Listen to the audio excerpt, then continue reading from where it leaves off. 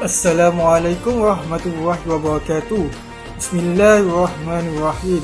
Alhamdulillahirrabbilalamin. Wassalatu wassalamu ala asrafil anbiya'i wal mursalin wa ala ahli washabihi ajma'in.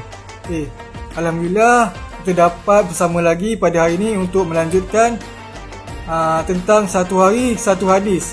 Dan kita akan membincangkan satu topik yang penting, iaitu solat berjemaah. Kali ini kita mau jelaskan satu perkara utama yang disebut Nabi Muhammad SAW dalam banyak riwayat, iaitu ganjaran langsung solat berjemaah. Kita akan dengar teks hadis yang menyatakan berapa besar kelebihan itu, dan kemudian kita akan kupas masuk ganjaran tersebut. Sekarang mari kita rujuk kepada sabda Nabi Muhammad SAW seperti yang direkodkan dalam sumber Sahih Al-Bukhari dan Sahih Muslim. Solat jamaah.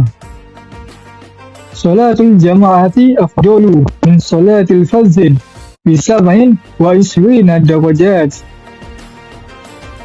Maksud hadis tersebut ialah solat berjemaah lebih utama daripada solat bersendirian dengan 27 kali ganjaran. Solat berjemaah tu apa? Solat berjemaah dari segi syarak bermaksud menyambungkan solat makmum dengan solat imam, iaitu sekurang-kurangnya seorang makmum. Maka ia dinamakan solat jemaah dan mendapat pahala berjemaah. Okey, cuba kita bayangkan satu situasi pejabat. Anda dan kawan anda bekerja buat satu tugas yang sama dengan effort yang sama dan masa yang sama. Tapi bila nak dapat gaji tu, rakan anda dapat 2,700, sedangkan anda cuma dapat 100. Apa perasaan anda? Mesti rasa rugi kan?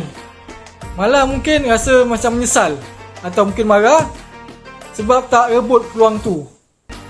Inilah gambaran beza antara solat sendirian dengan solat berjemaah. Baiklah, di kesempatan ini saya ingin menyeru semua umat Islam untuk mendirikan solat secara berjemaah. Kalau kita tak mampu untuk buat di masjid sekalipun, maka kita buatlah solat tersebut di dalam rumah sahaja. Tapi janganlah buat seorang-seorang. Ajaklah adik ke, kawan ke, atau jiran ke kalau tak ada kan. At least buatlah secara, at least berdua lah. Seorang imam, seorang makmum. Cukuplah dah berjemaah lah tu kan. Itu sahaja dari saya. Wabillahi taufiq wa hidayah. Wassalamualaikum warahmatullahi wabarakatuh.